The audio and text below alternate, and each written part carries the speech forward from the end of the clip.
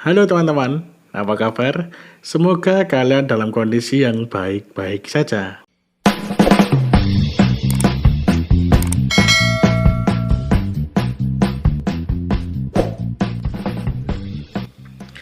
Kembali lagi bersama saya Abraham, dan kali ini kita ada di segmen Ngobrol bareng Abraham, dengan tema masih paranormal experience. Mungkin beberapa minggu ke depan aku akan sering upload paranormal experience karena begitu banyak teman-teman saya yang ingin bercerita, oke? Tapi untuk minggu ini ada selingan juga. Karena kemarin aku share di Instagram apa yang harus aku bikin untuk video, untuk konten. Ada beberapa usulan dan aku kira menarik untuk dibahas, oke? Dan untuk kali ini aku ada teman yang bercerita yaitu Sinta Bilaparta.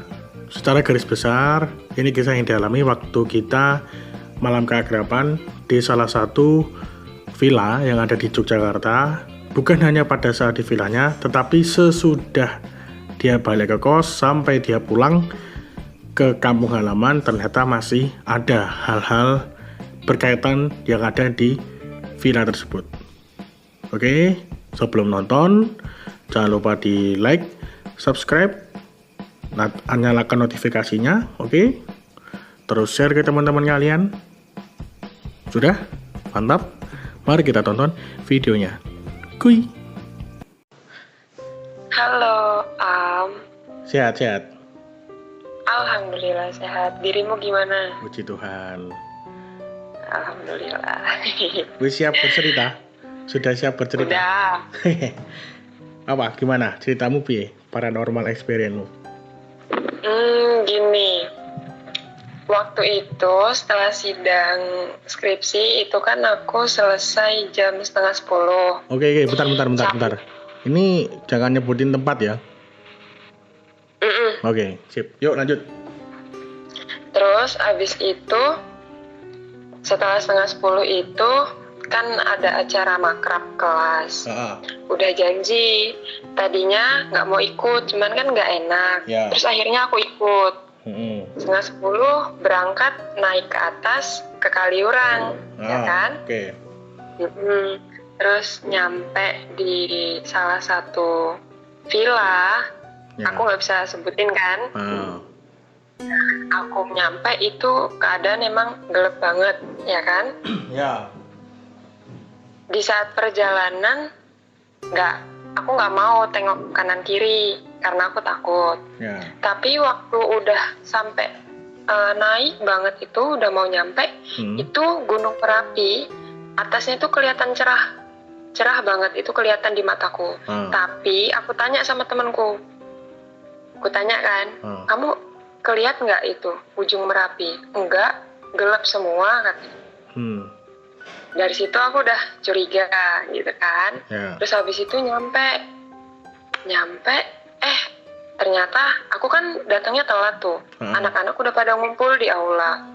Terus akhirnya aku turun, aku langsung makan aja ke belakang kan, ada beberapa temenku. Terus pas udah nyampe itu kok aku ngerasa nggak enak gitu, kayak ada yang ngawasin, ada yang ngeliatin gitu. Terus setelah aku ngambil makan, aku duduk di pondokan, kan? Di pondokan itu aku duduk sama teman-temanku. Oh, yang sama Nino itu ya? Bukan? Iya, yang sama Nino. Nah, terus anak-anak kan pada ini nyalain api unggun. Nah, ya udah, aku jadi ikut nimbrung kan di situ. Tapi lama-kelamaan kan api unggunnya ya jadi nggak jadi api nggak jadi api gitu kan. Terus akhirnya anak-anak yang lain masuk ke aula, aku sendirian di luar di gubuk itu. Niatnya mau ngangetin badan gitu. Sendirian itu aku. Dari situ namanya mata kan, kalau misalkan kita lihat lurus di samping mesti kelihatan kan. Ujung mata itu? Ya, ekor mata. Ekor mata. Dari situ itu mulai aku udah ngerasa nggak enak. Satu, diliatin banget di ujung, di pojokan, di sudut tembok itu. Terus aku diemin. Yang pojok itu? Di pojokan sebelah kiri. Itu aku diem aja. Nggak gubris gitu. Soalnya kan katanya kalau ngeliat apa-apa atau ngerasa apa-apa udah diem aja gitu kan. Terus nggak lama ya udah aku biarin. Kok makin nampakin diri, ya kan? Apa? Itu wujudnya apa? Wujudnya manusia tapi rada bungkuk, warnanya hitam pekat, dan itu larinya mondar-mandir. Dia itu cepet banget jalannya. Di situ aku nggak ngeliat wajahnya, tapi benar-benar bentuknya kayak manusia, badannya rada bungkuk. Manusia gitu. Biasa bungkuk gitu ya? Iya, itu sekali, ya kan? Udah sekali, aku diemin, aku biarin. Aku tetap di pondokan itu karena aku pengen ngangetin badan gitu kan. Terus udah lama dia kok masih mondar-mandir. Perasaanku makin gak enak kan. Terus akhirnya aku masuk ketemu temanku yang perempuan, si Tias. Si Tias kan, aku bilang, Tias anterin aku yuk ke kamar, aku bilang. Kamarnya mana gitu. Ya udah ayo kita berdua doang. Masuk ke kamar itu kan sepi banget ya karena anak-anak pada di aula. Waktu di aula itu. Masuk ke ruangan kamar kan 2 lantai. Ada yang kasur bawah, ada yang kasur atas. Aku bilang, kasur bawah penuh semua ya? Iya. Ya udah coba di atas aja, temenin ya, aku bilang gitu. Ya udah ditemenin. Kamu duluan ya yang naik, aku bilang gitu kan. Jadi si Tias dulu, baru aku. Tias yang naik dulu. Tias yang naik dulu. Terus pas udah di tengah-tengah naik tangga, kita berhenti bareng-bareng dong. Di situ ada suara orang ketawa, dan itu jelas banget. Iya. Jelas banget. Terus aku bilang, yes, tunggu sebentar. Aku bilang gitu. Kita berhenti dulu di situ. Kita ngamatin. Yes, dengar juga. Benar-benar ada orang ketawa. Terus kan udah dengerin suara pertama, kita mau naik lagi. Ada suara lagi kan, ketawa cekikikan gitulah. Terus habis itu aku bilang, yes udah deh nanti aja ngelihatnya, feelingku nggak enak. Dari situ nggak jadi, akhirnya keluar lagi, ya kan. Aku sama Tias nggak masuk ke aula bareng anak-anak, tapi aku mau bikin kopi di depan aula itu. Di depan aula itu kan ada tempat duduk kan, kursi itu yang depannya depan kamar cowok itu. Aku duduk berdua di situ sama Tias. Terus ya aku kan ngadep tembok belakang, tembok paling ujung. Si Tias ngadep ke arahku, jadi kayak kita depan-depan. Dan di situ si dia bayangan itu, dia nampakin diri lagi. Yang mana? Ngeliatin yang cowok lagi. bungkuk? Ya, bayangan hitam. Bayangan hitam itu nongol lagi. Itu juga sama, dia lari-lari kayak ngawasin kita gitu loh. Dan itu jelas banget. Aku baru ngelihat hal-hal yang kayak gitu yang nyata gitu. Aku ngeliatin dia ngeliat aku tapi nggak ada mukanya, nggak ada wajahnya. Gimana ya? Bayangan hitam bentuk manusia tapi nggak ada wajahnya. Terus? Nah, dia ngeliat aku ngeliat dia, ya dia lari-lari mondar-mandir gitu. Aku sama Tias tatap-tatapan karena kita nggak mau ngebahas. Terus harusnya kamu ajak nongkrong. Gimana? Harusnya kamu ajak nongkrong, siapa tahu dia pengen nongkrong. Kalau mau ya kemarin. Sayangnya aku nggak ngajak. Terus? Nah itu, terus abis itu aku udah risih banget ya. Terus aku bilang, yes udah yuk, aku bilang kayak gitu kan. Terus akhirnya anak-anak udah selesai, kita masuk kamar. Ya udah aku tidurnya di atas. Terus paginya si Tias ini ngomong, kayak nanya gitu, kamu ada ngerasa sesuatu nggak, ngeliat sesuatu? Ini pagi enggak? ini pagi nih ya? Mana? Ini pagi nih kamu tanya Tias? Iya paginya, udah paginya kan.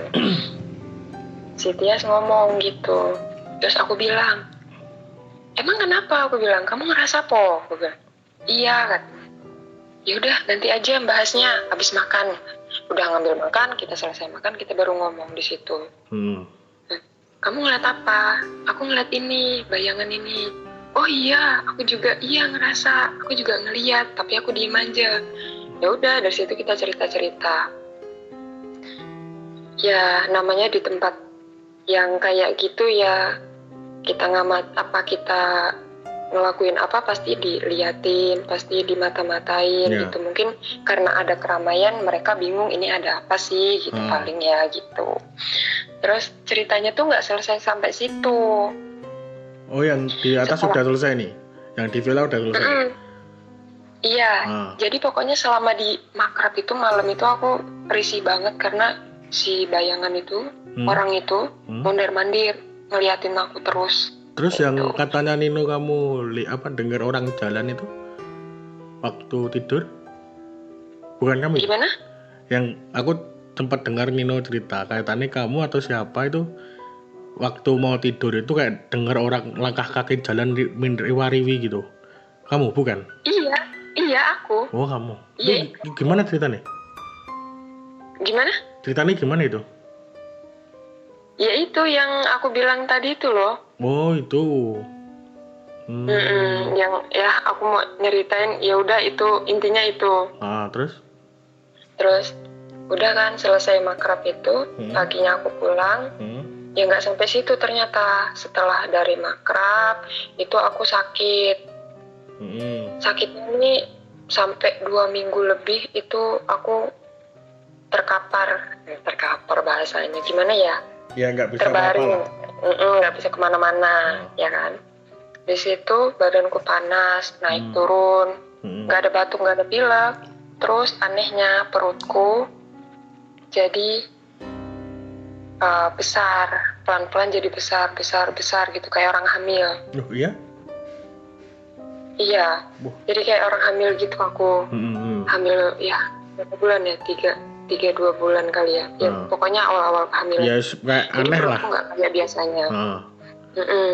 Aku pikir masuk angin, ya kan. Udah aku minumin obat segala macam nggak mempan. Udah ke dokter? Dibawa ke dokter nggak mempan. Oh ya. Nah, aku bilang sama orang tuaku, terus akhirnya aku disuruh pulang. Aku pulang, ada tetanggaku kan yang bisa ngelihat, ya sebut aja orang pintar gitu. S2? Itu bilang, gimana? S2, dokter, orang pintar. S3. Orang pintar itu. Pinternya ya hal-hal yang seperti itu. Terus dia nyamperin aku. Kan aku di sini di rumah dipanggilnya Mbak Bella, dibilang. Oke, Mbak Bella. Mbak Bella katanya. Coba lihat ini perutnya katanya. Aku buka kan. Terus dipegang. Emang iya kayak orang hamil. Keras banget perutku itu. Aku udah ngeluh sih sama orang tuaku kenapa perutku kayak gini, diminumin air anget, jahe segala macam tuh nggak mempan. Terus kata tetanggaku dibilang ini ada isinya, ngomong gitu. Isi? Aku bilang isi apa gitu, tanda tanya dong. Emang ada isinya, isi apa gitu kan. Terus dia nanya aku, kamu kemarin abis dari mana? Dia bilang gitu. Aku bilang, terakhir ya? Iya, habis sidang itu malam. Aku bilang dari Kaliurang. Oh ya udah, cocok gitu. Cocok? Terus gimana? Cocok? Iya cocok.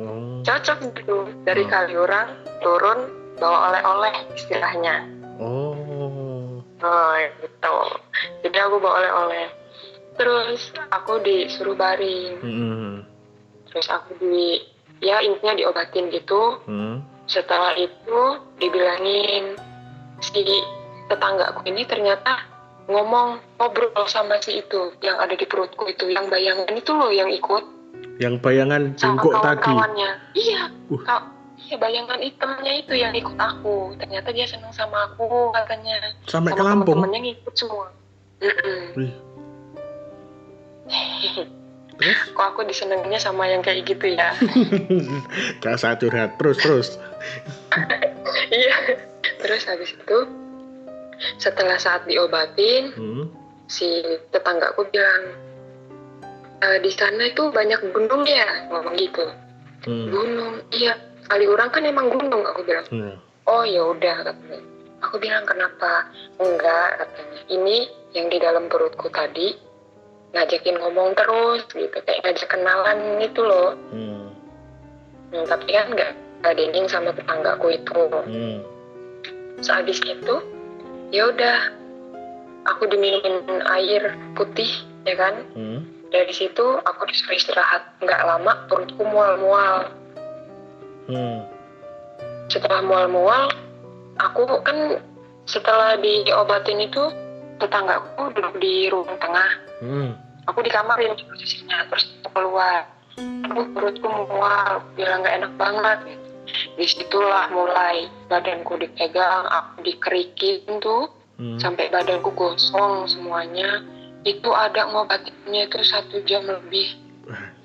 Bener-bener, aduh, badanku tuh sampai dipukul-pukul, sampai kayak orang kesurupan tuh, tapi nggak kesurupan, bener-bener. Oh iya? Badanku dipukulin, tapi nggak kerasa. Nggak kerasa sakit, padahal itu keras. Di situ ada ibuku yang ngeliatin aku. Terus, ya itu, dibacain doa nggak mempan, dibacain ini nggak mempan. Terus akhirnya pakai cara kasar istilahnya gitu. Terus dibilangin, ternyata yang ikut yaitu bayangan itu sama teman-temannya, ngomongnya gitu. Banyak? Tanya kenapa ikut? Banyak, ada 8 lebih. Nah terus? Padahal yang di Kaliurang yang aku lihat cuma 1 ya, tapi nggak tahu kenapa di perutku tiba-tiba ada 8 isinya. Lebih malah, banyak katanya ngomong gitu. Udah, aku bilang kenapa bisa suka sama aku? Ya namanya seneng gimana?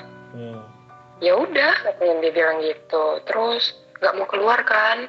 Badanku sampai gosong kayak gitu, dipukul-pukul, intinya tuh kayak terapi gimana gitu. Tapi kamu nggak ngerasa sakit ya? Nggak kerasa sakit, herannya itu nggak kerasa sakit belas. Aku nggak ngerasa apa-apa. Padahal itu benar-benar dipukul yang benar-benar gimana ya, Am? Ngerti kali ya? Dipukulnya tuh susah aku jelasinnya gimana. Kasar banget. Nah, udah gitu dibilang ini nggak mau keluar, katanya ngomong gitu. Minta syarat katanya. Ya udah, diturutin lah. Syaratnya apa? Dia minta uang 20 ribuan 3 lembar beras putih satu mangkuk, sama apa ya, kembang apa itu aku lupa. Intinya tuh syaratnya ada 3. Dia minta itu. Kalau udah minta dilarung. Dilarung ke laut. Iya, dilarung ke laut. Ya kan? Setelah aku sadar, setelah aku benar-benar bersih, mereka tuh nggak pulang, belum pergi. Tapi mereka masih muter-muter di atas rumahku. Waktu kamu dibersihin, udah bersih, tapi mereka tetap muter di rumahmu? Iya, tetap muter di rumahku karena kan syaratnya masih disiapin toh. Jadi mereka kayak nungguin gitu. Itu kemarin yang kalau ada yang bisa lihat itu mereka muter-muter di atas ini rumahku. Gitu. Terus nggak lama ya udah ibuku nyanggupin, disiapin syaratnya. Baru setelah itu alhamdulillah udah nggak ada lagi. Gitu loh. Ya istilahnya kayak ongkos gitu loh, ongkos pulang mereka dari Lampung ke Jogja gitu ya. Padahal makanya dia nggak diajak pulang ke Lampung ya. Gimana? Padahal dia nggak diajak pulang ke Lampung, dia ikut sendiri. Enggak lah. Dia minta ongkos. Iya ikut sendiri. Pengen holiday biar paling. Iya, pengen tahu Lampung loh, makanya main-main ke sini. Tapi serem ya, sampai ngikut gitu. Serem ya sampai ngikut kamu.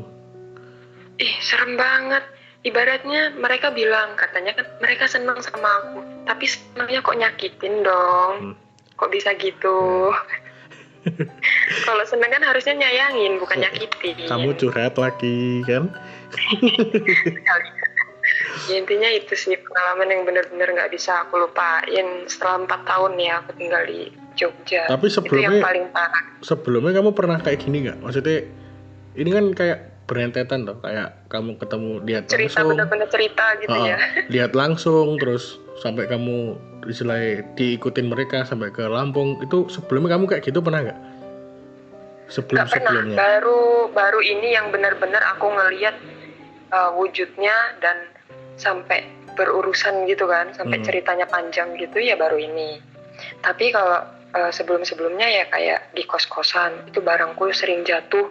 Oh, sing itu ya? Barangku sering dibanting, meja belajarku dibanting sama nggak tahu siapa yang tinggal di kamarku mungkin. Itu sering banget. Terus sama itu kalau aku kadang keluar malam, pertama kali sih aku ngelihat itu Poci, tau Poci? Tau lah ya. Nah, Poci itu berdiri di ini, stadion. Salah satu stadion di Jogja. Jelas banget bentuknya. Jelas. Dia tuh berdiri di antara tiang-tiang. Tiang listrik. Jelas banget. Enggak, tiang gedungnya. Tiang gedung stadionnya. Gedung stadion itu di antara itu. Jelas banget. Mungkin kalau di foto atau di mana dia bentuknya kecil ya. Tapi aku ngeliat benar-benar nyata tuh besar. Segede tembok gitu. Tinggi banget tuh. Tinggi banget. Aku nggak bohong, ini benar-benar aku ngeliatnya jam 9 malam. Tapi pas itu kamu kondisi ini fresh kah atau pas kondisi ini tuh capek apa pi? Enggak, fresh kok. Fresh. Biasanya kan kalau orang kayak gitu kan pas kondisi dia dia pada yang lemah, capek gitu dia baru mungkin lihat. Tapi kamu enggak ya? Enggak, aku benar-benar seger kok. Barusan ya mau jalan-jalan lah istilahnya. Tapi aku di situ gak ngerasa capek sama sekali. Oke, Bill. Mantap kali ceritanya.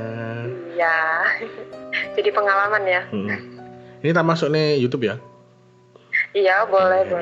Oke, terima kasih ya, Bill. Besok kalau ada sama-sama, sukses terus ya. Besok kalau ada lagi cerita lagi. Nantilah kita ngobrolin yang lain. Boleh. Makasih ya, Bill. Iya, sama-sama, sukses terus. Makasih ya. Okay. Bye. Ya.